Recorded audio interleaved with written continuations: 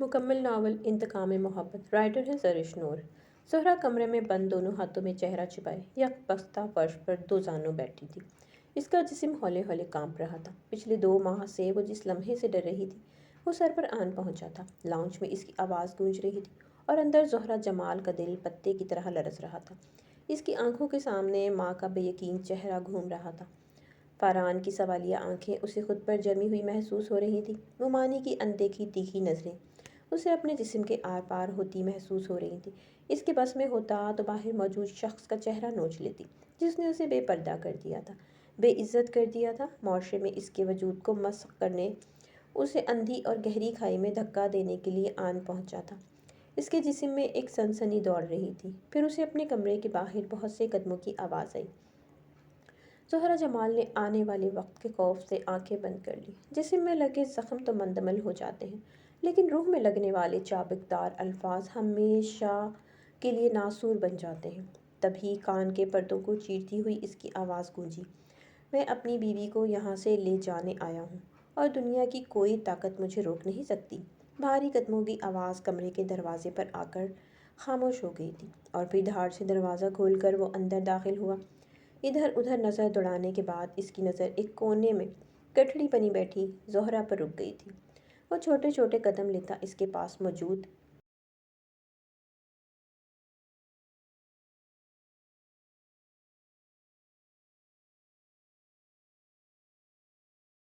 Chair پر ٹک گیا۔ زہرا جمال، اپنا سامان پیک کر لیا ہے تم نے؟ میرے پاس وقت بہت کم ہے، اس لیے میں نے تمہیں پہلے ہی کال کر کے بتا دیا تھا کہ چلنے کی تیاری مکمل کر لو۔ اس کی بات پر اس نے جھٹکے سے سر اوپر اٹھایا اور انگلی اٹھا کر اسے وارن کرنا چاہا، لیکن اس سے پہلے ہی اس کی انگلی حازم خان کی 2 انگلیوں کے درمیان میں تھی اور اس کے ایک جھٹکے سے وہ نازک سی انگلی ٹوٹ بھی سکتی تھی۔ اس نے اس پر دباؤ ڈالا تو زہرا جمال کے منہ سے ایک سسکی برآمد ہوئی جس پر وہ نرم پڑ گیا اور گرفت ڈھیلی کر دی۔ زہرا جمال، میرے ساتھ چل رہی ہو تو یہ بھول جاؤ کہ تم اپنی یونیورسٹی کی کوئی مقرر تھی یا اپنی یونی کے میگزین کی ایڈیٹر ہو۔ تم حازم خان کی بیوی ہو اور مجھے عورت کا اونچی آواز میں بولنا پسند نہیں ہے۔ عورت 4 دیواری کے اندر رہ کر جو کرنا چاہے کر سکتی ہے، لیکن 4 دیواری کے تقدس کو پار کرنے کی کوشش اب کبھی نہ کرنا۔ زہرا نے اس کی ڈھیلی گرفت دیکھ کر جھٹکے سے اپنا ہاتھ چھڑایا اور کھڑی ہو گئی۔ میری عزت کو روند کر تمہیں یاد آیا کہ عورت کی عزت 4 دیواری میں ہے؟ تب کیوں نہیں پتہ چلا جب دھوکے سے یونیورسٹی سے لے کر گئے تھے؟ کیا تب نہیں جانتے تھے کہ میں کیا ہوں اور کون ہوں؟ جانتا تھا، اسی لیے لے کر گیا تھا۔ اس کی بات پر زہرا جمال نے جانچتی نظروں سے اسے دیکھا۔ اس کے دیکھنے پر حازم خان نے اپنی آنکھیں اس کی گرے آنکھوں میں ٹکا دیں، جس پر زہرا جمال نے گھبرا کر نظریں نیچی کر لیں۔ تم کیا جانو حازم خان کی محبت کو؟ تم تو میری روح میں بھی ہو۔ اس کی بات پر زہرا جمال نے سر جھٹکا۔ جن سے محبت کی جاتی ہے انہیں رسوا نہیں کرتے حازم خان۔ اس کی بات پر اس نے ایک زوردار قہقہ لگایا۔ محبت میں رسوا نہیں کرتے؟ ہاں، تم ٹھیک کہہ رہی ہو زہرا جمال، محبت میں رسوا نہیں کرتے، لیکن کیا کروں، اس دل میں محبت کی آگ کے ساتھ ایک آگ اور بھی جل رہی ہے، انتقام کی آگ۔ جہاں محبت ہوتی ہے وہاں کوئی یا لامعنی جذبہ نہیں ہوتا، کیونکہ محبت یا تو ہوتی ہے یا پھر بالکل بھی نہیں ہوتی۔ تم اپنا انتقام لو حازم خان، میں تو اپنی موت آپ مر چکی ہوں، اب تو بس ایک لاش ہے جو تمہارے ساتھ گھسیٹ رہی ہے۔ مجھے تو تمہارے دھوکے نے مار دیا ہے۔ اس کی بات پر حازم خان کے دل میں ایک درد اٹھا تھا۔ اپنا سامان لو اور باہر آ جاؤ۔ حازم خان، کیا تم مجھے کسی اور راستے سے اس گھر سے نہیں لے جا سکتے؟ زہرا کی بات پر اس کے قدم باہر کی طرف جاتے تھم گئے۔ اس نے مڑ کر اس کے چہرے پر کچھ تلاشنا چاہا اور وہ کامیاب بھی رہا نہیں، وہ بے حس بن گیا۔ وہ فاران کی نظروں سے بچنا چاہتی تھی، لیکن یہ ظالم شخص جس نے پہلے اس سے اس کی محبت چھینی اور اب اسے اس محبت کے سامنے رسوا کر رہا تھا، اسے اس شخص سے شدید نفرت محسوس ہوئی۔ اس کی گہری براؤن آنکھیں ابھی بھی زہرا کے چہرے پر جمی تھیں۔ اس نے آگے بڑھ کر اس کا بیگ اٹھایا اور استحقاق سے اس کا ہاتھ تھام کر آگے بڑھ گیا۔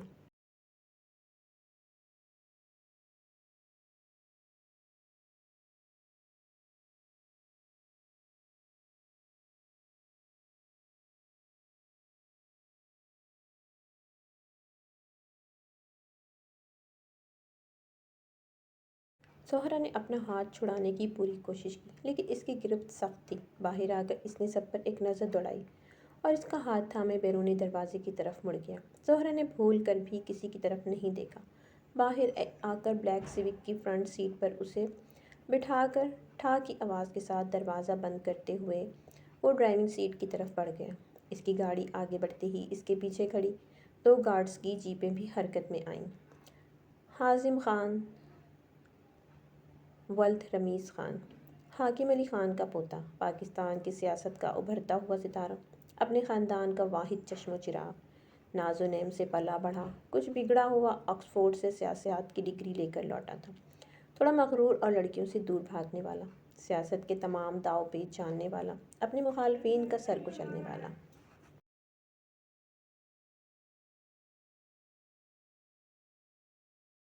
اور یہ ساری خصوصیات اپنے دادا سے وراثت میں ملی تھی اسے۔ گاڑی میں ابھر رہی سوں سوں کی آواز پر حازم نے جھنجھلا کر اس کی طرف دیکھا۔ اسٹاپ اٹ یار، تم یہ اپنی سوں سوں بند کرو۔ زہرا نے ایک شکایتی نظر اپنے برابر بیٹھے شخص پر ڈالی اور رخ مڑ کر دوسری طرف باہر دیکھنے لگی، لیکن آنسو تواتر سے اس کے چہرے کو بھگو رہے تھے۔ مجھے نا یہ روتی دھوتی عورتیں نہ زہر لگتی ہیں، خود کو مظلوم ظاہر کر کے لوگوں کی ہمدردیاں بٹورتی ہیں۔ اس کی بات پر اس کے آنسو اس کی آنکھوں میں ہی برف ہوئے تھے۔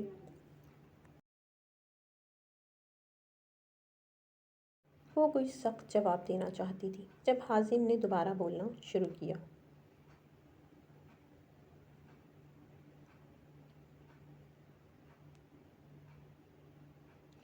تم عورتوں کی کون سی اقسام سے تعلق رکھتی ہو؟ اس کی بات پر زہرا نے اچنبے سے اسے دیکھا۔ کیا مطلب؟ مطلب میری ماما ہے آزاد پرندہ، اور میری دادی محبت کا پیکر، اور میری پھپھو شکایتوں کا پٹارا، اور تم مجھے لگتا ہے طنز کرنے میں ماہر ہوگی۔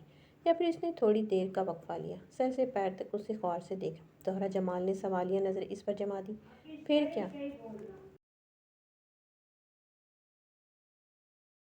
وہ رونا دھونا بھول چکی تھی۔ حازم اسے چپ کروانے کی اپنی سی کوشش میں کامیاب ٹہرا تھا، یا پھر وفا کا پیکر؟ اور اپنے بارے میں کیا خیال ہے حازم خان؟ میں انتقام میں محبت پر یقین رکھتا ہوں، وہ چاہے کسی بھی روپ میں ہو، بیوی ہو، محبوبہ ہو، یا پھر ماں ہی کیوں نہ ہو۔ آخر میں آ کر اس کا لہجہ سرد ہو گیا تھا۔ خاموش، مجھے تم بس ایک خاموش سمندر لگ رہے ہو جس میں ایک خاموش طوفان چھپا ہے، اور جب اس طوفان میں سونامی آتا ہے تو سب کچھ بہا کر لے جاتا ہے۔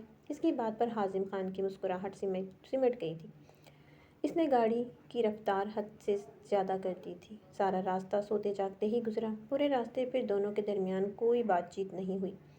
زہرا کو رہ رہ کر اپنی ماں کی یاد آ رہی تھی، جو حازم خان کی آمد کے بارے میں سن کر دوڑی چلی آئی تھی، اور اس نے سخت ناراضگی رکھنے کے باوجود ماں کو دیکھ کر اسے حوصلہ ہوا تھا۔ وہ اس کے قریب نہیں آئیں، بس ترحم بھری نظروں سے اسے دیکھتی رہیں۔ ان کا کہنا تھا کہ زہرا تم ایک جہنم میں جا رہی ہو، میری دعا ہے تمہارے راستے میں تمہاری ماں کی طرح کانٹے نہ آئیں۔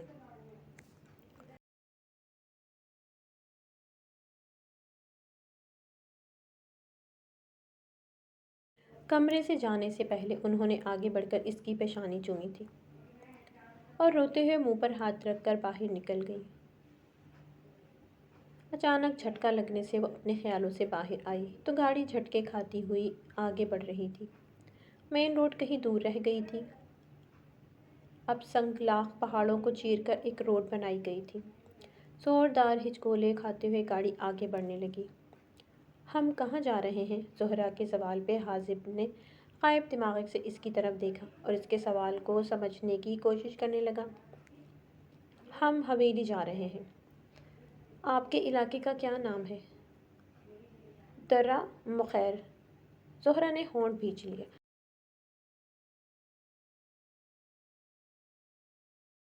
اور مزید کوئی سوال نہیں کیا۔ رات گہری ہو چلی تھی، دور کہیں کتوں کے بھونکنے کی آوازیں آ رہی تھیں۔ سارے راستے میں کسی دوسری گاڑی نے انہیں کراس نہیں کیا تھا۔ زہرا کو عجیب خوف محسوس ہوا۔ وہ زیر لب دعائیں پڑھنے لگی، اور کبھی گھر سے دور نہیں گئی تھی، اور اب ایک دم سے ایک انتہائی بیک ورڈ علاقے کی طرف چلتی تھی۔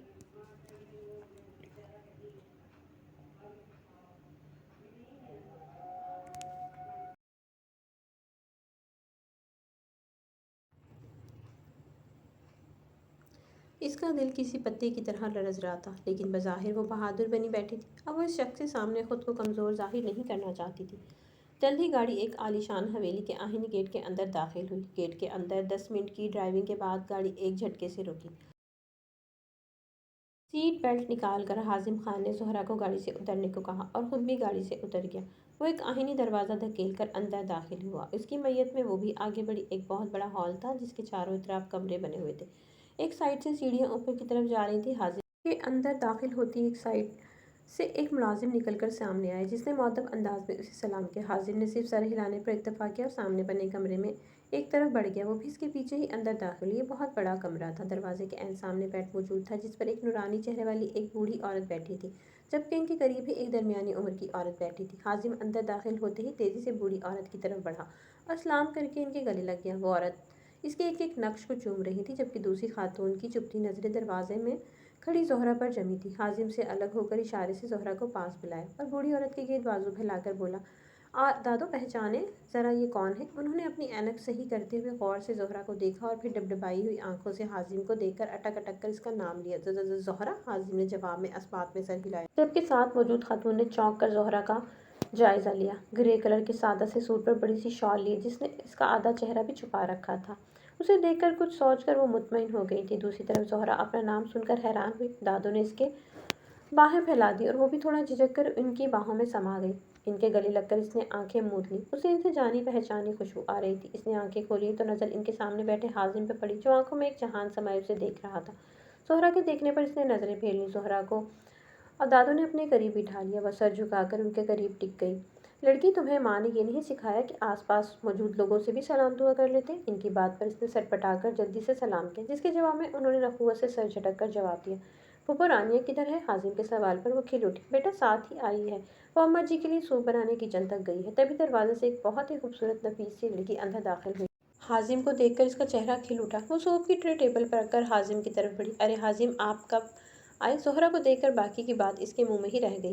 میں ابھی آیا ہوں۔ کیسی ہو تم؟ ٹھیک ہوں۔ یہ کون ہے؟ یہ زہرا ہے۔ زہرا؟ رانیہ ہے پھوپھو کی بیٹی۔ زہرا کا نام سن کر اس کے چہرے پر ایک سایہ سا لہرایا تھا۔ زہرا نے اسے سلام کیا تو اس نے مطانمت سے اس کا جواب دیا۔ وہ دونوں باتیں کرتے ہوئے باہر نکل گئے اور زہرا دادو کی طرف مڑی، جو اس سے اس کی ماں کے متعلق پوچھ رہی تھی، جبکہ وہ ان کے پوچھنے پر حیران تھی۔ بھلا وہ اس کی ماں کو کیسے جانتی ہے؟ جی ٹھیک ہے۔ تمہارے علاوہ اور کتنے بچے ہیں؟ جی 2 بیٹیاں اور ہیں۔ اچھا، تم اس کے ساتھ رہتی تھی؟ جی نہیں، میں ماموں کے گھر رہتی ہوں۔ تبھی رانیہ اسے کھانے کے لیے بلانے آ گئی۔ اسے بالکل بھی بھوک محسوس نہیں ہو رہی تھی، لیکن وہ پھوپھو صوبیہ کی نظروں سے چھپنا چاہتی تھی، اس لیے اس کے پیچھے چل دی۔ وہ ڈائننگ روم میں داخل ہوئی تو سامنے ہی وہ اس کے انتظار میں بیٹھا تھا۔ اس کے بیٹھنے پر اس نے پہلے اس کی پلیٹ میں کھانا نکالا اور پھر اپنی پلیٹ میں۔ رانیہ ایکسکیوز کرتی وہاں سے اٹھ گئی۔ کھانا خاموشی سے کھایا گیا۔ تبھی ایک ملازمہ اندر داخل ہوئی۔ صاحب، وہ لال دین پوچھ رہا ہے بی بی کا سامان کہاں رکھنا ہے؟ اوپر میرے کمرے میں۔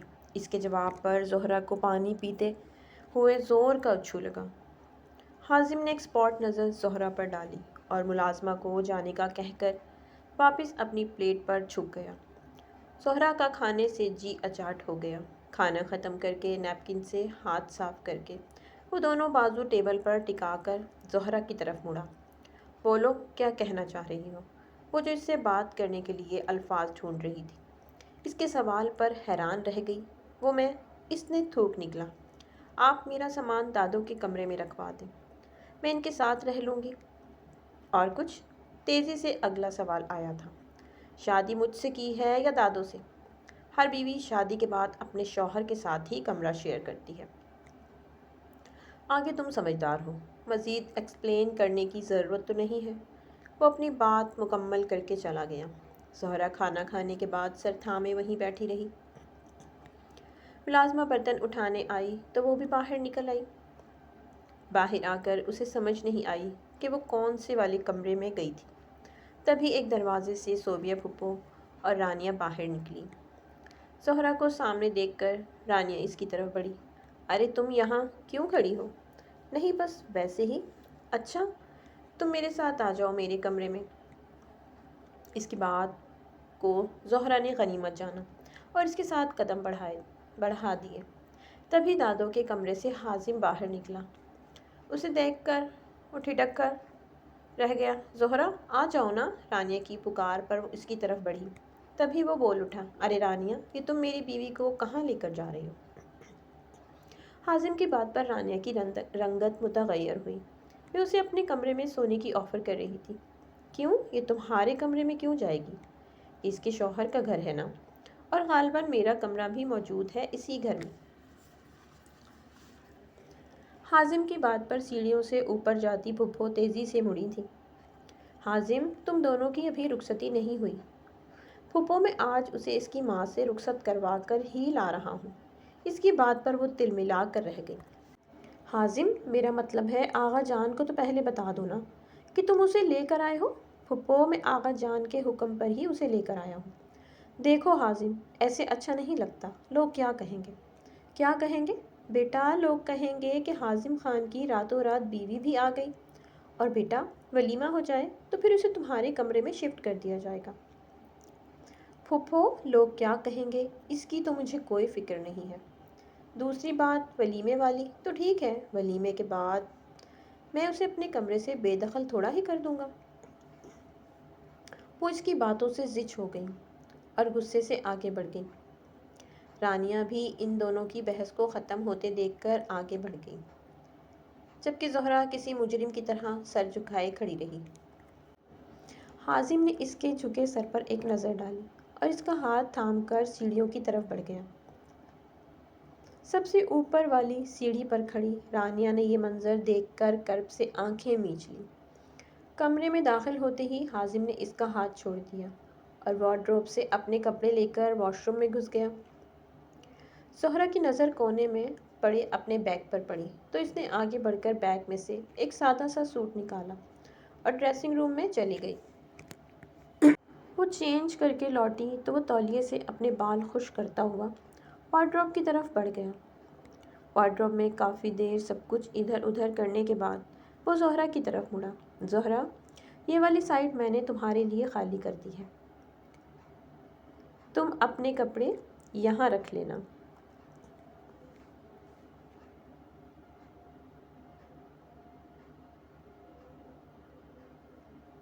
इसकी बात पर इसने अतबाब में सर हिलाया। वो बेड के एक कोने पर टिक गई। बेड की दूसरी साइड पे बैठते हुए हाजिम ने एक पैकेट इसकी तरफ बढ़ाया। ये तुम्हारा वेडिंग गिफ्ट है। ज़ोहरा ने हाथ आगे नहीं बढ़ाया तो हाजिम ने पैकेट इसके करीब बेड पर ही रख दिया। ये पहन लेना, सुबह तुमसे इस बारे में पूछा जाएगा। इसकी तरफ से कोई जवाब ना पाकर वो ब्लैंकेट अपने ऊपर डालकर लेट गया। ज़ोहरा ने दोनों बाजू घुटनों पर रखकर सर गिरा दिया। वो जानता था वो रो रही है। उसे इसके रोने से तकलीफ़ हो रही थी। सारी रात अगर वो रोती रही थी तो वो भी सो नहीं सका था। नमाज के वक्त जाकर कहीं वो सोई तो हाजिम ने इसकी तरफ करवट ली और ब्लैंकेट इस पर डालकर खुद भी सो गया। वो अपनी यूनिवर्सिटी की सबसे काबिल स्टूडेंट थी। वो अबाया में मलबूस सर पर स्कार्फ बांधे रखती थी। वो यूनी की डेब्यूटिंग सोसाइटी की हेड थी। यूनी के मैगज़ीन की एडिटर भी थी। यूनी की लड़कियां लड़के सब इसके दीवाने थे। उसे सराहा जाता था। वो जहाँ जाती थी इसकी शख्सियत छा जाती थी। और फिर ख़राबी तबीयत के बायस वो कुछ दिन यूनी नहीं जा सकी। एक हफ्ते की छुट्टी के बाद वो यूनी पहुंची तो बहुत कुछ बदल चुका था। इनकी यूनी में एक नया प्रोफेसर आया था जिसके बारे में पता चला था कि वो इस यूनी का ऑनर भी है और अपने शौक़ की तकमील के लिए कुछ अरसे के लिए यहाँ क्लासेस लेने आया है। इसने आते ही सबसे पहले डेब्यूटिंग सोसाइटी की हेड मिस रोहीना फरमान को बनाया, जो कि ज़ोहरा की सबसे बड़ी हरीफ थी। जबकि मैगज़ीन की एडिटर की सीट पर वो ताहाल मौजूद थी। ज़ोहरा को इससे कुछ ख़ास फ़र्क नहीं पड़ा, लेकिन रोहीना फरमान अपनी इस नई पोजीशन पर बहुत खुश थी। ज़ोहरा का सामना भी अपने नए प्रोफेसर से नहीं हुआ था, लेकिन यूनिवर्सिटी की हर लड़की इसकी दीवानी हो चुकी थी। आज का दिन ज़ोहरा के लिए बहुत हंगामा खेज था। एक तो सुबह सुबह इसकी आंख लेट खुली थी, फिर नाश्ता बनाते हुए पराठा जल गया और मामी की बहुत सारी बातें सुनने के बाद वो नाश्ते के बगैर ही यूनी चली आई। इत्तेफाक से आज इसकी पहली क्लास भी प्रोफेसर हाजिम खान की थी। ज़ोहरा सिर्फ 5 मिनट लेट थी, लेकिन इस शख्स ने उसे क्लास में दाखिल नहीं होने दिया। वो भी पाँव पटकती चली आई। बाहर आकर ग्राउंड के कदरे खामोश गोशे में किताबें फेंक कर बैठ गई। وہ اپنے نوٹس اور کتابیں لے کر وہیں بیٹھ گئی۔ قلم منہ میں دبائے وہ اپنی ہی سوچوں میں گم تھی، جب اسے بھوک محسوس ہوئی اور اسے یاد آیا کہ وہ آج گھر سے بھوکے پیٹ ہی نکلی تھی۔ اٹھ کر کینٹین کی طرف چل دی، چاٹ اور گول گپے کی ٹرے لے کر جو ہی وہ مڑی تھی، تبھی فاران نکل کر اس کے سامنے آ گیا۔ زہرا نے اسے تیکھی نظروں سے دیکھا۔ کیا ہے؟ وہ تم نے ناشتہ نہیں کیا تھا آج، تو میں نے سوچا آج تمہارے لنچ کی پیمنٹ میں کر دیتا ہوں۔ کس خوشی میں؟ بس ویسے ہی۔ کوئی ضرورت نہیں ہے، اپنے کام سے کام رکھو۔ اس کے دو ٹوک انداز پر وہ کندھے اچکا کر خاموش ہو گیا۔ لاؤ میں پکڑ لوں۔ اس نے ٹرے کی طرف ہاتھ بڑھائے تھے۔ شکریہ، میں اپنا کام خود کرنے کی عادی ہوں۔ زہرا نے اب کی بار آرام سے جواب دیا۔ میں جانتا ہوں، میں تو بس تمہارے ساتھ چلنا چاہتا تھا۔ پبلک پلیس ہے، سبھی آ جا رہے ہیں میرے آگے پیچھے، برابر میں تم بھی چل لو۔ اس نے بے نیازی سے کندھے اچکائے۔ فاران نے جھلا کر اسے جاتے دیکھا تھا۔ وہ ایک بہت ہی پر اعتماد لڑکی تھی۔ وہ فرحان سے پورے 2 سال بڑی تھی، یونی میں اس کا جونیئر تھا۔ وہ جانتی تھی وہ اس کے لیے خاص جذبات رکھتا ہے، لیکن وہ اس کی حوصلہ افزائی نہیں کرنا چاہتی تھی۔ وہ ماموں کے گھر میں اپنی حیثیت بھی جانتی تھی اور اپنی حدود بھی۔ گھر میں وہ معانی کے ڈر سے کم ہی بات کرتا تھا، لیکن یونی میں گاہے بگاہے وہ اس کے آگے پیچھے گھومتا رہتا تھا۔ زندگی پورے من کے ساتھ گزارنی چاہیے۔ اپنی آنکھوں کے سامنے رکھی ڈائری پر لکھا یہ جملہ پڑھ کر وہ اس میں کھو سی گئی۔ تبھی اسے اپنے اوپر کسی کی چپتی نظریں محسوس ہوئیں۔ اس نے سر اٹھا کر دیکھا تو حازم خان لیکچر دیتے ہوئے تیز نظروں سے اسے ہی دیکھ رہا تھا۔ وہ سٹپٹا کر اپنی نوٹ بک پر جھک گئی۔ کلاس کے بعد حازم خان نے اسے اپنے آفس میں طلب کیا تھا۔ وہ بہت اعتماد سے اس کے پیچھے چل دی۔ اپنے آفس میں داخل ہو کر اس نے چیئر سنبھالی اور پین کو 2 انگلیوں میں گھماتے ہوئے زہرہ جمال پر نظریں جما دی۔ اس شخصی نظروں سے اسے اپنا اعتماد جاتا محسوس ہو رہا تھا۔ تبھی اس نے اپنے ٹیبل پر اس ہفتے کا یونی میگزین پھینکا تھا۔ مس زہرہ جمال، اس ہفتے میگزین میں آپ کا کالم شائع ہوا ہے۔ کیا آپ بتانا پسند کریں گی کہ یہ کیا لکھا ہے آپ نے؟ اس نے آگے بڑھ کر میگزین اٹھایا اور ادارتی صفحہ کھولا، جس میں سب سے پہلا کالم اسی کا تھا۔ عنوان تھا ادب کی تاریخ، لیکن جوں جوں وہ کالم پڑھتی جا رہی تھی، اس کی رنگت متغیر ہوتی جا رہی تھی۔ سر، یہ کالم میرا ہی ہے، میں نے اسی عنوان پر لکھا تھا، لیکن اس میں جو کچھ لکھا ہوا ہے وہ میں نے نہیں لکھا۔ میں آپ کو بے وقوف لگ رہا ہوں مس زہرہ جمال، آپ اب مزید میگزین کے لیے کام نہیں کر سکتی۔ زہرہ نے کچھ کہنے کے لیے لب واگ کیے، لیکن اس سے پہلے ہی وہ بول اٹھا۔ اب آپ جا سکتی ہیں۔ وہ اپنا بیگ سنبھالتی باہر نکل آئی۔ دوسری طرف حازم خان گہری سوچ میں گم دروازے پر نظریں جمائے بیٹھا تھا۔ تبھی اس کے موبائل پر حاکم علی خان کی کال آئی۔ السلام علیکم آغا جان۔ وعلیکم السلام، کیسے ہو حازم؟ ٹھیک ہوں۔ کب واپس آ رہے ہو؟ جلدی، 10-15 دن تک لوٹ آؤں گا آغا جان۔ حازم، اسے ساتھ لے کر آنا۔ آغا جان، آپ سے کیے گئے وعدے کو نبھانے کے لیے ہی یہاں آیا ہوں۔ آپ بے فکر رہیں۔ اس کی کال بند کر کے اس نے ایک اور نمبر ڈائل کیا۔ دوسری طرف سے کال پک کرنے پر اس نے اپنا تعارف کروایا۔ میں حازم خان بات کر رہا ہوں، حاکم علی خان کا پوتا۔ کیسی ہیں آپ؟ دوسری طرف اس کی بات سن کر خاموشی چھا گئی۔ چچی جان، میں اپنی امانت لینے آیا ہوں۔ میں اب تمہاری چچی نہیں ہوں۔ اوکے، سوری، لیکن میں اپنی امانت لینے آیا ہوں۔ مجھے اس کا جواب چاہیے۔ آپ بتائیں، میں کب تک آ جاؤں؟ حازم خان، اس کا خیال اپنے دل سے نکال دو۔ یہ تو ممکن نہیں ہے، کیونکہ وہ میری منگ نہیں ہے، وہ میری منکوحہ ہے، اور میں حازم خان اگلے 10 دنوں میں اسے یہاں سے لے جاؤں گا۔ حازم دیکھو، غور سے میری بات سنو۔ میں اس کی شادی اپنے بھتیجے سے کرنا چاہتی ہوں، اور وہ بھی ایسا ہی چاہتی ہے۔ ان کی آخری بات پر اس نے مٹھیاں بھینچ لیں اور اس نے غصے میں موبائل سامنے دیوار پر دے مارا۔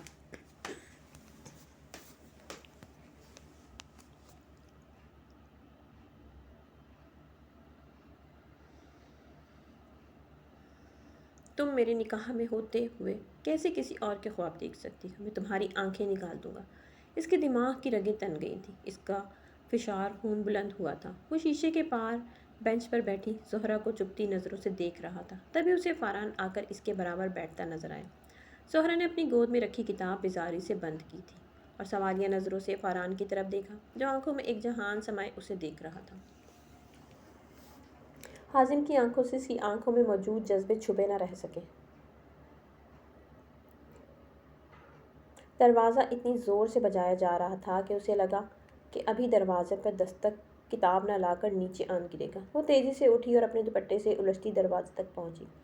دروازہ کھولنے پر سامنے ممانی کو دیکھ کر وہ سخت بیزار ہوئی۔ کتنی سست انسان ہو تم زہرا، نیچے کب سے سب لوگ تیار بیٹھے ہیں اور تم گھوڑے گدھے بیچ کر سو رہی ہو؟ جلدی سے نیچے آ کر ناشتہ بناؤ۔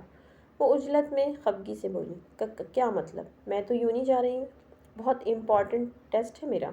وہ ہکلا کر بولی کیونکہ ممانی کا حتمی انداز اس کے اندر گھنٹیاں بجا رہا تھا۔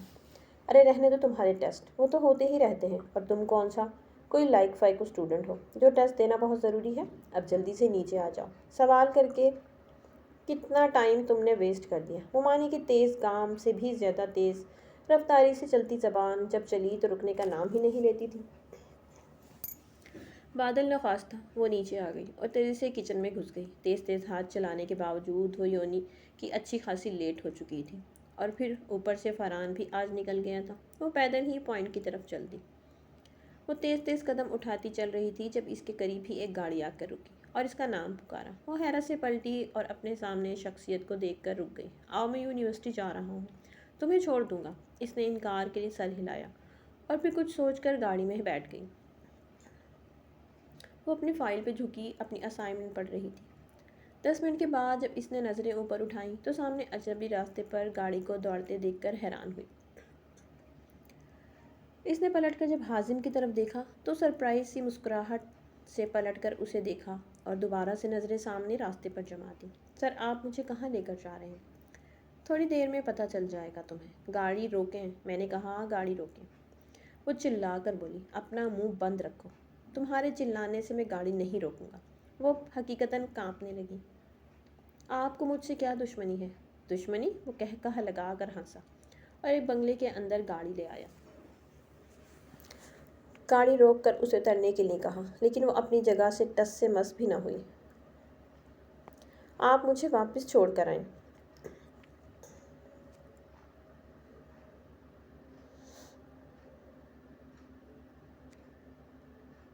آپ کیسے انسان ہیں؟ اپنی حفظ کی تسکین کے لیے یونی میں پڑھانے گئے ہیں اور پھر وہاں سے ایسی ہی لڑکیوں کو لا کر اپنا مطلب پورا کرتے ہیں؟ میں تم پر پورا حق رکھتا ہوں زہرا جمال، اور تمہاری بکواس سننے کے لیے میں تمہیں یہاں نہیں لایا ہوں۔ اور پھر وہ گاڑی سے نکل کر گھوم کر اس کی سائڈ پر آیا اور اس کے چیخنے چلانے کی پرواہ کیے بغیر اسے گھسیٹتا ہوا اندر لے گیا، جہاں مولوی صاحب کے ساتھ کچھ اور لوگ بھی موجود تھے۔ اسے ایک کمرے میں لے جا کر اس نے اپنا کوٹ اتارا اور سائڈ پر پھینکا۔ وہ اپنا غصہ کنٹرول کرنے کے لیے ونڈو کھول کر اس کی طرف پشت کر کے کھڑا ہو گیا۔ زہرا ایک عزم سے اٹھی اور چیل کی مانند اس پر جھپٹی۔ حازم نے بروقت اپنا بچاؤ کیا اور اس کے دونوں بازوؤں کو جکڑ لیا۔ زہرا نے پورا زور لگا کر خود کو چھڑانے کی کوشش کی، لیکن ناکام رہی۔ زہرا جمال، اگر اپنی ماں کی خیریت چاہتی تو چپ چاپ نکاح نامے پر دستخط کر دو۔ حازم نے موبائل سے ایڈٹ کیا ہوا ایک وائس نوٹ چلا کر اس کے سامنے رکھا۔ زہرا کا چہرہ لٹھے کی مانند سفید پڑ گیا۔ حازم خان، یہ تم اچھا نہیں کر رہے۔ میں تمہاری زندگی کو جہنم بنا دوں گی۔ یہ میرا تم سے وعدہ ہے، اپنے وعدے پہ قائم رہنا زہرا جمال، اور یہ تو وقت ہی بتائے گا کون کس کی زندگی جہنم بناتا ہے۔ 2 گھنٹے کے بعد وہ اسے یونیورسٹی ڈراپ کر گیا تھا۔ زہرا ایک ٹرانس کی کیفیت میں گھر پہنچی تھی اور پھر کئی دن وہ اپنی بربادی پر ماتم کرتی رہی۔ اسے سمجھ نہیں آ رہی تھی کہ چند دنوں میں ایسی کون سی دشمنی نکل آئی تھی جو حازم خان نے اس کے ساتھ ایسا کھیل کھیلا تھا۔ سوچ سوچ کر اس کا دماغ پھٹنے کے قریب ہو گیا۔ ممانی کے طعنے تشنے ایک طرف تھے، فرحان تشویش سے اسے دیکھتا تھا، جو کسی بات کے جواب میں کوئی رسپانس ہی نہیں دے رہی تھی۔ حازم خان تو اگلے ہی دن اسے جا کر لانا چاہتا تھا، لیکن آغا جان کی طبیعت اچانک خراب ہونے کی وجہ سے وہ مصروف ہو گیا، اور پھر اس دوران پورے 2 ماہ گزر گئے، اور فراغت ملتے ہی وہ سب سے پہلے اس کے ننیال پہنچا تھا، اور پھر وہاں ثانیہ بیگم بھی پہنچ آئی تھیں۔ ان کا کہنا تھا وہ اپنی لاڈو پلی بیٹی کو اس جہنم میں نہیں بھیجیں گی۔ جہاں سے وہ جان چھڑا کر بھاگی تھی وہ اس کے راستے میں آ گئی تھی۔ حازم خان، تم زہرہ کو یہاں سے لے کر نہیں جا سکتے۔ ہم کورٹ میں جائیں گے۔ بچپن میں کی گئی شادیوں کا کوئی وجود نہیں ہوتا۔ زہرہ تمہارے ساتھ نہیں رہنا چاہتی۔ اگر تم میں ہمت ہے تو عدالت میں سامنا کرو، جہاں میں یہ ثابت کر دوں گی کہ میری بیٹی کا نکاح بچپن میں اس کے دادا نے میری مرضی کے بغیر کروا دیا تھا۔ ان کی بات سن کر اس نے ہونٹ بھینچ لی۔ ٹھیک ہے، آپ بچپن کے نکاح کو نہیں مانتے، لیکن اگر آپ کی بیٹی اپنی مرضی سے نکاح کرے گی تو آپ مان لیں گی۔ کیا مطلب؟ مطلب صاف ہے۔ ٹھیک 2 مہینے پہلے آپ کی بیٹی اپنی مرضی سے مجھ سے یہ نکاح کر چکی ہے، اور یہ رہا اس کا ثبوت۔ اس نے کوٹ کی جیب سے نکاح نامہ نکال کر ان کے سامنے ٹیبل پر رکھ دیا، اور پھر آغا جان کی خواہش کے احترام میں وہ اسے لے آیا تھا۔ حویلی کی ان اونچی دیواروں میں عورتوں کے لیے ایک تحفظ کا احساس ہوتا تھا، جو آزادی پسند عورتوں کے لیے ایک قید خانہ ہے، لیکن وفا شعار عورتوں کے لیے ایک جنت اور سکون ہے۔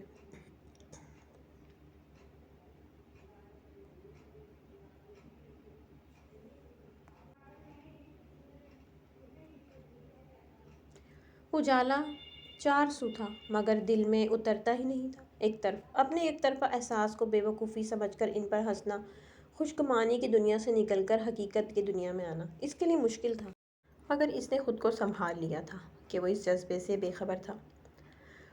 وہ نہ تو زبردستی اس کے دل میں اپنی محبت کا بیج ڈال سکتی تھی، نہ یوں اسے پا سکتی تھی۔ رانیہ کی محبت کی عمر بس اتنی ہی تھی۔ اس نے قسمت کا لکھا سمجھ کر قبول کر لیا۔ حازم کی عنایات یاد آتی تھی تو اسے یقین نہیں آتا تھا کہ وہ اپنی زندگی میں اس لڑکی کو لے آیا ہے جس سے وہ نفرت کرتا تھا۔ کئی بار وہ اپنی نفرت کا اظہار کر چکا تھا، لیکن پھر یکایک نہ جانے کیا ہوا تھا۔ وہ اسے لے آیا تھا۔ وہ جمال ماموں سے بہت محبت کرتا تھا۔ ان کی آخری وقت پہ وہ ان کے پاس تھا۔ وہ ممانی اور زہرہ کو ہی یاد کرتے کرتے اس دنیا سے رخصت ہو گئے تھے۔ تب سے اس کے دل میں ایک زہرہ اور اس کی ماں کے لیے نفرت بھر گئی، اور وہ اس کا برملا اظہار بھی کرتا تھا۔ آغا جان نے اسے بہت سمجھایا تھا، لیکن وہ بظاہر خاموش ہو گیا۔ لیکن رانیہ کے سامنے وہ اپنے دل کی بھڑاس نکال لیتا تھا۔ وہ اپنے خیالوں میں گم بیٹھی تھی، جب تھپ سے وہ سامنے آ کر بیٹھ گیا۔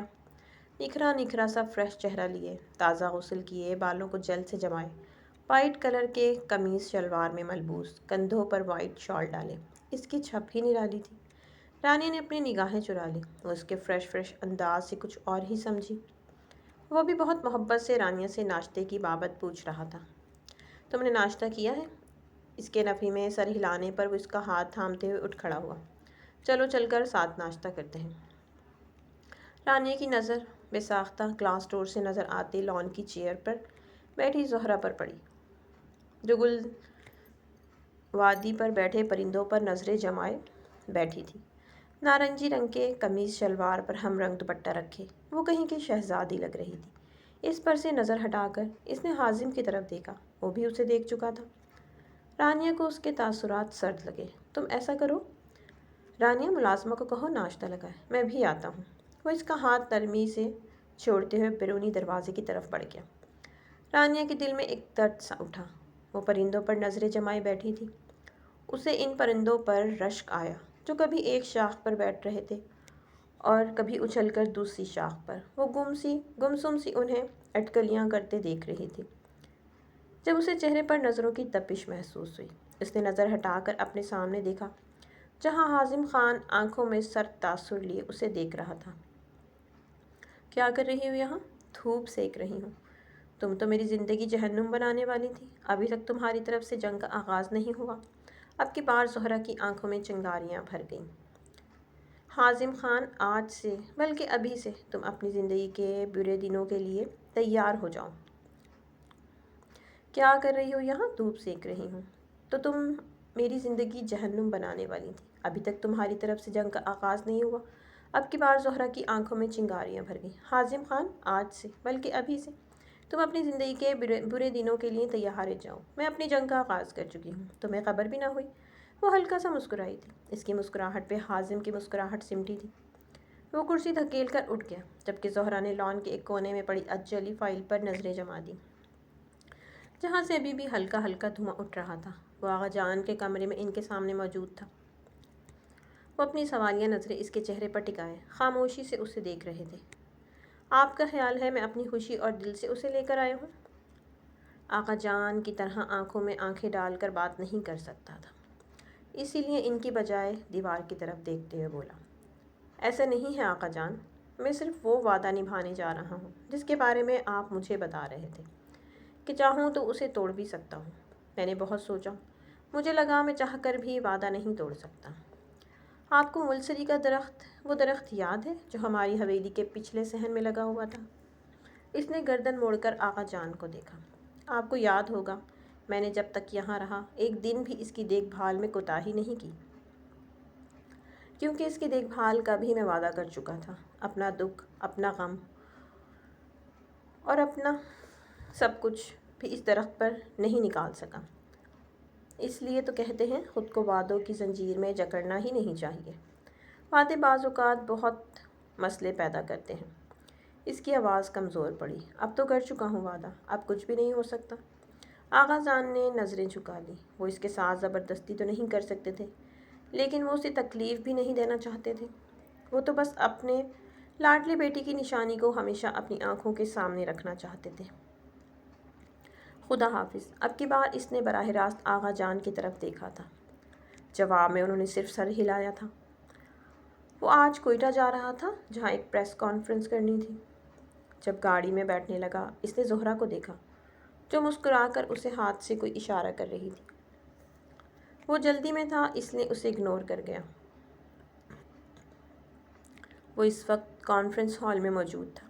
اس نے سیٹ سنبھالتے ہوئے صحافیوں کو اشارے سے سوالات شروع کرنے کو کہا۔ وہ اپنے علاقے میں ایک الیکٹرک پاور پروجیکٹ شروع کر رہا تھا جس کے لیے اسے پارلیمنٹ سے منظوری چاہیے تھی۔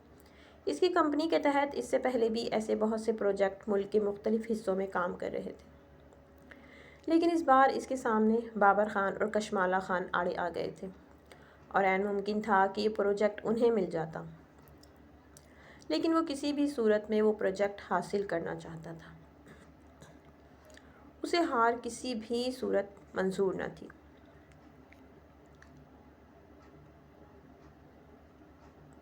ایک صحافی کے پروجیکٹ کی تخمینہ لاگت کے حوالے سے پوچھے گئے سوال پر اس نے اپنی سامنے رکھی سرخ کور والی فائل کھولی تو سامنے کورے کاغذ دیکھ کر اسے ایک جھٹکا لگا جسے وہ مسکراہٹ کے لبادے میں چھپا گیا۔ اس کی آنکھوں کے سامنے زہرہ جمال کی مسکراہٹ اور وہ مخصوص اشارہ آنکھوں کے سامنے لہرایا۔ اس کی آنکھوں میں چنگاریاں بھر گئیں۔ پریس کانفرنس کے اختتام پر ہارن بھیجے۔ تیزی سے راہداریاں عبور کرتا لفٹ تک پہنچا۔ لفٹ سے نکل کر ڈرائیور کا انتظار کیے بغیر وہ تیزی سے گاڑی کی طرف بڑھا اور گاڑی سٹارٹ کر کے گاڑی گاؤں کے راستے پر ڈال دی۔ وہ آندھی طوفان کی طرح حویلی پہنچا تھا۔ گاڑی سے نکلتے ہوئے اس کا دماغ کھول رہا تھا۔ وہ مین روڈ سے اندر داخل ہوا تو رانیہ سے ٹکراتے ٹکراتے بچا۔ اس کے پاس سے گزر کر وہ تیزی سے سیڑھیوں کی طرف بڑھا۔ اس نے ایک زوردار ٹانگ مار کر دروازہ کھولا، لیکن کمرہ خالی دیکھ کر اس کا پارا مزید ہائی ہوا۔ وہ فائل اور کوٹ بیڈ پر پھینک کر واپس نیچے آیا۔ رانیہ سے زہرہ کی بابت پوچھا جس نے اسے بتایا کہ وہ دادو کے کمرے میں ہے۔ تھوڑی دیر خاموش ہو کر کچھ سوچنے لگا، پھر ایڑیوں کے بل مڑا تھا۔ رانیہ، تم زہرہ کو وہاں سے کمرے میں بھیج سکتی ہو؟ اسے میرے آنے کے بارے میں نہیں بتانا۔ دراصل صبح سے اسے دیکھا نہیں ہے نا، تو پلیز تم اسے کسی بہانے سے کمرے میں بھیج دو۔ رانیہ نے حیرانگی سے اس بات میں سر ہلایا اور دادو کے کمرے کی جانب بڑھ گئی۔ حازم خان مطمئن سا اپنے کمرے کی طرف بڑھ گیا۔ اسے زیادہ انتظار نہیں کرنا پڑا۔ ٹھیک 10 منٹ کے بعد اسے کمرے کے قریب چاپ سنائی دی اور اگلے ہی پل وہ کمرے کے اندر موجود تھی۔ زہرہ دروازے کے پیچھے کھڑے حازم خان کو نہیں دیکھ سکی۔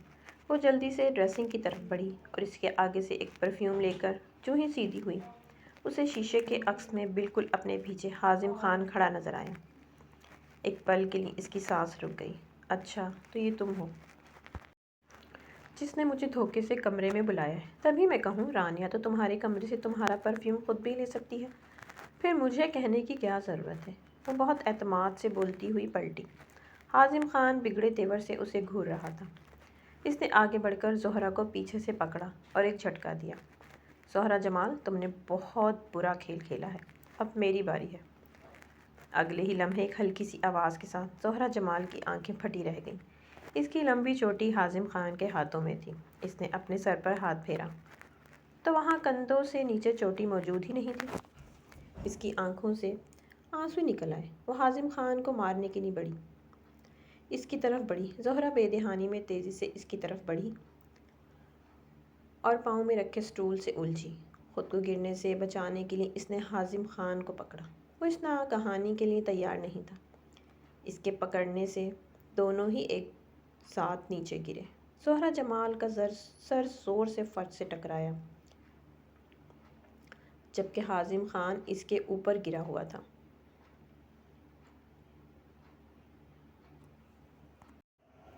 زہرا جمال کو اپنے سر کے نیچے کچھ نرم سا احساس ہوا۔ جتنا زور سے وہ گری تھی ویسا اسے درد محسوس نہیں ہو رہا تھا۔ حازم خان نے نیچے گرتے ہوئے اپنا ہاتھ اس کے سر کے نیچے رکھ لیا تھا۔ حازم تو ایک دم سے ہی اٹھ کھڑا ہوا، جبکہ زہرا بیٹھ کر اپنی کوہنیاں سہلانے لگی، اور پھر اسے اپنا بالوں کی یاد آئی اور ٹوٹ کر کتنے ہی آنسو پلکوں سے باہر توڑ کر گالوں پر پھسل آئے۔ حازم خان پنجوں کے بل اس کے پاس بیٹھ گیا۔ زہرا جمال، اپنی خیر مناؤ کہ وہ میری اوریجنل فائل نہیں تھی بلکہ کاربن کاپی تھی، نہیں تو میں نے تمہارا بہت بڑا نقصان کر دینا تھا۔ میرے ساتھ ایسی دشمنی دوبارہ نبھانے کے بارے میں سوچنا بھی نہیں تو اگلی بار میں تمہاری آنکھ نکال کر تمہارے ہاتھ پر رکھ دوں گا۔ زہرا نے نادانستہ طور پر جلدی سے اپنی بائیں آنکھ کو چھوا۔ حازم خان نے بمشکل اپنی مسکراہٹ روکی اور زہرا جمال ہاتھ جھاڑتی اٹھ کھڑی ہوئی۔ حازم خان، میں نے تمہیں وارن کیا تھا، اور ویسے بھی جو تم میرے ساتھ کر چکے ہو وہ کافی ہے۔ اب مجھے مزید ڈرانے کی کوشش نہیں کرنا۔ میں ڈرا نہیں رہا زہرا جمال، میں صرف تمہیں انفارم کر رہا ہوں۔ حازم خان کے انتہائی سنجیدہ انداز پر وہ خاموش ہو گئی۔ میں تو زندگی کو سمجھنے کی کوشش کی اور پھر خود ہی الجھتی گئی۔ میں ایک صفحہ پڑھتی ہوں تو کسی گھنے درخت کی طرح اس کے آگے سے بہت سی شاخیں ہوتی ہیں۔ ایسے محسوس ہوتا ہے کہ ہم ایسی جگہ پر کھڑے ہیں جس کے چاروں اور راستے جا رہے ہیں اور ہمیں ایک راستے کا انتخاب کرنا ہے۔ تو پھر کہاں جایا جائے؟ یہ ایک نہایت ہی مشکل سوال ہے۔ اس کی زندگی میں بھی راستے تو بہت تھے، لیکن انہیں اختیار کرنے کا فیصلہ اس کے پاس نہیں تھا۔ پہلے تو پھر اس کے پاس چوائس تھی، لیکن اب تو بالکل بھی نہیں رہی۔ پہلے وہ خود اذیتی کا شکار تھی تو اب بھی وہی کر رہی تھی۔ اگر چاہتی تو حازم خان کی طرف پیش قدمی کرتی تو وہ اسے کبھی بھی نہ دھتکارتا، لیکن انا آڑے آ جاتی ہے۔ بھلا وہ لڑکی ہو کر کیسے خود سے آگے بڑھے؟ اس کا دماغ الجھا ہوا تھا، ہر وقت ہر مثبت سوچ کے آگے آ کر کہیں منفی باتیں بھی ساتھ کھڑی نظر آتی ہیں۔ تبھی دروازے پر دستک کی آواز پر وہ اپنے خیالوں سے باہر آئی۔ سامنے ملازمہ کھڑی تھی۔ بیوی جی، آپ کو بڑے صاحب بلا رہے ہیں۔ وہ ملازمہ کے پیچھے چل پڑی۔ سیڑھیاں اتر کر وہ مین ڈور سے باہر نکل آئی۔ پھر ایک دروازہ کھول کر اندر داخل ہوئی تو سامنے ایک بڑا ہال تھا۔ ہال کی ایک سائڈ سے لکڑی کی سیڑھیاں اوپر جا رہی تھیں۔ سیڑھیوں کے عین سامنے موجود دروازے کی طرف اشارہ کر کے ملازمہ مڑ گئی۔ اس نے ڈرتے ہوئے لکڑی کے نقش و نگار سے بنے خوبصورت دروازے کے ہینڈل پر ہاتھ رکھا تو وہ کھلتا چلا گیا۔ یہ ایک بہت بڑا کمرہ تھا جسے شاید ڈائننگ روم کے لیے استعمال کیا جاتا ہے۔ ایک سائڈ پر رکھے آرام دہ صوفوں پر ایک نہایت رعبدار شخصیت کے مالک 70-80 سال کے بزرگ موجود تھے۔ زہرا نے بلند آواز میں سلام کیا تو وہ اپنی جگہ سے اٹھ کھڑے ہوئے، آگے بڑھ کر اس کو گلے لگایا اور اس کے سر کا بوسہ لیا۔ زہرا جمال نے الگ ہوتے ہوئے اس بوڑھے شخص کی طرف دیکھا تو ان کے آنسو ان کی داڑھی میں جذب ہو رہے تھے۔ وہ ان سے الگ ہوتے ہوئے مڑی تو سامنے ہی ایک درمیانی عمر کا آدمی بیٹھا تھا۔ اسے ان کی شکل میں حازم خان کی مماثلت نظر آئی۔ وہ بھی اپنی جگہ سے اٹھ کھڑے ہوئے اور اس کے سر پر ہاتھ رکھا اور اسے اپنے برابر بٹھایا۔ وہ ناسمجھی سے ان کے سنجیدہ چہرے دیکھنے لگی۔ بیٹا، کیسی ہو تم؟ یہاں آ کر کیسا لگا؟ جی ٹھیک ہوں، اچھے گزر رہے ہیں دن بھی۔ بیٹا، تم اپنے بارے میں کچھ بتاؤ۔ جی، وہ تھوڑی دیر کچھ سوچنے لگی۔ میرے والد جب میں 1 سال کی تھی تو ان کی ڈیتھ ہو گئی تھی۔ پھر میری والدہ مجھے لے کر میرے ننیال آ گئیں، اور پھر جب میں 5 سال کی تھی تو میری والدہ کی دوسری شادی ہو گئی۔ ان کی شادی اپنے کزن فرمان علی سے ہوئی۔ وہ میری والدہ سے محبت کرتے تھے۔ فرمان علی کی یہ پہلی شادی تھی۔ میری والدہ نے ان سے شادی کے لیے یہ شرط رکھی تھی کہ وہ مجھے اپنے ساتھ رکھیں گے۔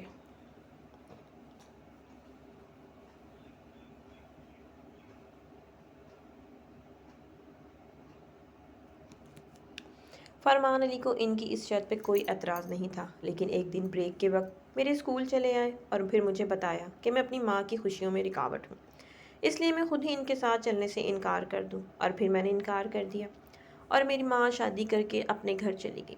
تھوڑا عرصہ مجھے یاد کرتی رہی، پھر اپنی دوسری بیٹیوں کی پیدائش کے بعد مجھے بھول گئی، اور پھر میں نانوں کے گھر رہنے لگی۔ میں بہت سکون سے رہ رہی تھی کہ آپ کا پوتا میری زندگی میں کسی لٹیرے کی طرح آیا اور مجھے یہاں اس زندان میں لے آیا۔ وہ انہیں اپنے بارے میں تفصیل سے بتا رہی تھی کہ وہ یہ جان کر کہ وہ ایک غریب اور بے سہارا لڑکی ہے، اپنے پوتے کو کہیں گے کہ وہ اس لڑکی کو چھوڑ دے۔ آقا جان، میں چلتا ہوں، مجھے کچھ ضروری کام ہے، کوئٹہ جانا ہے۔ حازم خان کی آواز پر اس نے پلٹ کر دیکھا جو اس کے پاس کھڑا اپنا کوٹ اٹھا رہا تھا۔ زہرا کو دیکھ کر اس نے دانت پیسے۔ مظلوم بننے کا ڈھونگ اچھا کر لیتی ہو، وہ اپنی کہہ کر دروازے کی طرف مڑ گیا۔ دور تک اس کی نگاہوں نے اس کا تعاقب کیا۔ اس کے منظر سے غائب ہوتے ہی وہ آغا جان کی طرف مڑی۔ انہوں نے اس کے سامنے ایک تصویر رکھی جس میں ایک بہت خوبصورت نوجوان مسکرا رہا تھا۔ کیا تم اسے جانتی ہو؟ زہرا نے نفی میں سر ہلایا۔ یہ جمال حاکم علی خان ہے، تمہارا باپ۔ ان کی بات پر وہ ناسمجھی سے انہیں دیکھنے لگی۔ تمہاری ماں اور باپ دونوں یونیورسٹی میں ساتھ پڑھتے تھے۔ جمال کو تمہاری ماں سے محبت ہو گئی تھی۔ تمہاری ماں کا تعلق ایک مڈل کلاس گھرانے سے تھا۔ جمال کے اونچے اسٹیٹس سے متاثر ہو کر وہ بھی اسے پسند کرنے لگی۔ ہمارے یہاں خاندان سے باہر شادی کرنے کا رواج نہیں تھا، اس لیے میری مخالفت کے باوجود جمال نے ثانیہ سے نکاح کر لیا اور میں نے اسے حویلی سے بے دخل کر دیا۔ اسے شادی کے بعد کوئی ڈھنگ کی جاب بھی نہ مل سکی اور 2 سال میں ہی تمہاری ماں کے سر سے محبت کا بھوت اتر گیا اور تمہیں لے کر اس کی زندگی سے چلی گئی۔ وہ لٹا ہوا واپس حویلی چلا آیا اور تمہاری یاد میں بہت تڑپتا تھا۔ اس لیے جب تم 3 سال کی تھی تو رمیز تمہیں تمہاری ماں سے چھین کر حویلی لے آیا تھا، لیکن جمال کا کہنا تھا کہ وہ بیٹی کو ماں سے جدا نہیں کرے گا اور رمیز کو کہا کہ وہ تمہیں واپس چھوڑ آئے، لیکن تمہیں یہاں سے واپس لے جانے سے پہلے رمیز نے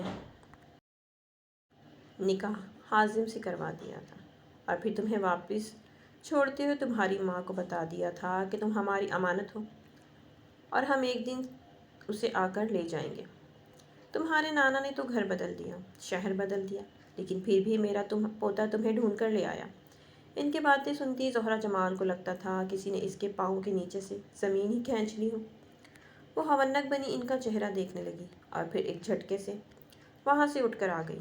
وہ تو خود کو مظلوم سمجھتی تھی، لیکن یہ نہیں جانتی تھی کہ اس کی تو زندگی ایک جھوٹ ہے، لکیر کی فقیر۔ جو ماں نے بتا دیا بس اس پر یقین کر لیا، کبھی پلٹ کر ماں کو اتنا بھی نہ پوچھا کہ میرے باپ کی کوئی تصویر تو ہوگی، وہی دکھا دیں۔ اس نے اپنے موٹے دماغ پر کبھی اتنا زور ڈالا ہی نہیں۔ آج کی رات اس پر بہت بھاری تھی۔ اسے لگ رہا تھا اس کی زندگی ایک مذاق ہے، لیکن آج پہلی بار اس نے آنسو نہیں بہائے تھے۔ وہ سن ہوتے دماغ کے ساتھ بس یہ سب قبول کرنے کی کوشش کر رہی تھی کہ آیا جو کچھ اسے بتایا جا رہا ہے کیا وہ سچ ہے؟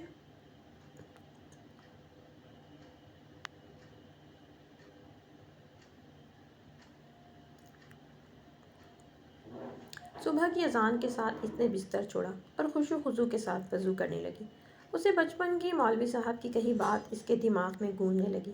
اللہ رب العزت جو چیزیں سب سے پہلے دنیا سے اٹھائے گا، ان میں سے ایک عبادتوں میں خشوع و خضوع بھی ہے، اور آج بہت عرصے کے بعد رب کے ہاں سر بسجود تھی، اپنی کوتاہیوں، خامیوں اور رب سے کی گئی شکووں کی معافی مانگ رہی تھی۔ اسے سمجھ آ گئی تھی کہ وہ رب تو ہماری تقدیر میں جو لکھتا ہے وہ بہتر نہیں بہترین ہوتا ہے۔ انسان تو بس راستے ڈھونڈتا رہ جاتا ہے اور رب تعالیٰ منزل پر پہنچا دیتا ہے۔ بس اس نے یہ سیکھا کہ جو رب کی رضامندی وہی بندے کی رضا ہونی چاہیے۔ ہم اس کے سامنے اپنی چاہتیں رکھتے ہیں یہ جانے بغیر کہ وہ ہمارے لیے صحیح ہیں یا غلط، جبکہ ہمارا رب ہماری کوتاہیوں کے بعد بھی ہمیں اپنی رحمت کا کاملہ سے نوازتا ہے۔ اس نے خود کو وقت کے دھارے پر چھوڑ دیا اور 8 بجے کے قریب ناشتے کے لیے نیچے آئی تو ڈائننگ روم سے بہت سی آوازیں آ رہی تھیں۔ وہ اندر داخل ہوئی تو باتیں کرتے سب لوگ خاموش ہو گئے۔ آغا جان، رمیز تایا، پھپھو، رانیہ اور حازم کے ساتھ ایک بہت ہی گریسفل سی خاتون موجود تھی، سر پر دوپٹہ جمائے، ایک کندھے پر چادر ڈالے، ان کی نظر زہرہ پر رک گئی۔ یہ کون ہے؟ یہ زہرہ ہے۔ رمیز خان کے جواب پر رومینہ خان نے ایک شکایتی نظر بیٹے پر ڈالی اور زہرہ سے منہ پھیر کر آغا جان، یہ لڑکی یہاں کیوں آئی ہے؟ آغا جان نے غصے سے ہاتھ سے چمچ پلیٹ پر پھینکا۔ کیونکہ یہ اس گھر کی بیٹی ہے۔ تمہیں کوئی اعتراض ہے؟ وہ اپنی روبدار آواز میں بولے۔ رومینہ خان نے نفی میں سر ہلایا اور کھانا چھوڑ کر اٹھ گئی۔ زہرہ کے پاس سے گزرتے ہوئے ایک تیز نظر اس پر ڈالی اور باہر نکل گئی۔ زہرہ حازم خان کے برابر والی چیئر پر بیٹھی تو وہ سب سے ایکسکیوز کرتا ہوا کمرے میں ایک سکوت چھایا ہوا تھا۔ حازم خان سر جھکائے بیٹھا تھا، جبکہ رومینہ خاتون غیظ و غضب کی تصویر بنی ہوئی تھی۔ مجھے بہت افسوس ہے حازم خان کہ میں نے تم جیسے بیٹے کو جنم دیا، جس نے مجھ سے اتنی بڑی بات چھپائی، اور تم اس لڑکی کو ڈھونڈ کر اس گھر میں لے آئے ہو۔ جانتے ہو اس کی ماں نے کیا کیا تھا؟ ماں جانتا ہوں، اور اب اسی ماں کی بیٹی کو حساب دینا پڑے گا۔ میری ماں اور ماسی کے ایک ایک آنسو کا حساب لوں گا۔ آپ فکر نہ کریں، میں کچھ سوچ کر ہی اسے اس گھر میں لایا ہوں، آپ بس ٹینشن مت لیں۔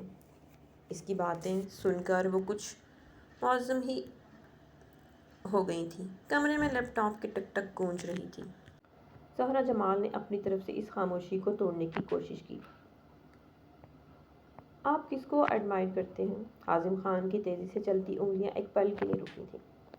اس نے ایک آئی برو اٹھا کر زہرہ جمال کے چہرے پر ایک تیز نظر ڈالی۔ Nicolas Tesla. وہ کون ہے؟ اپنے وقت ایک صدی پہلے جنم لینے والا انسانیت کا محسن، اے سی کرنٹ کا موجد۔ آپ کو وہ کیوں پسند ہے؟ حازم خان نے لیپ ٹاپ بند کر کے ایک سائڈ پر رکھ دیا۔ تم کیوں پوچھ رہی ہو؟ ویسے ہی، جنرل نالج کے لیے۔ اچھا، اس نے اچھا کو لمبا کھینچا۔ جنرل نالج کتابیں پڑھنے سے امپروو ہوتا ہے، دوسروں کی پسند جاننے سے نہیں۔ اور پھر سے لیپ ٹاپ اٹھا چکا تھا، اور پہلی بار زہرہ جمال کے دل میں اس شخص کے لیے تھوڑی سی جگہ بنی تھی۔ اور آگے اس کا دل اسے کہاں لے کر جانے والا تھا، یہ تو وقت ہی بتائے گا۔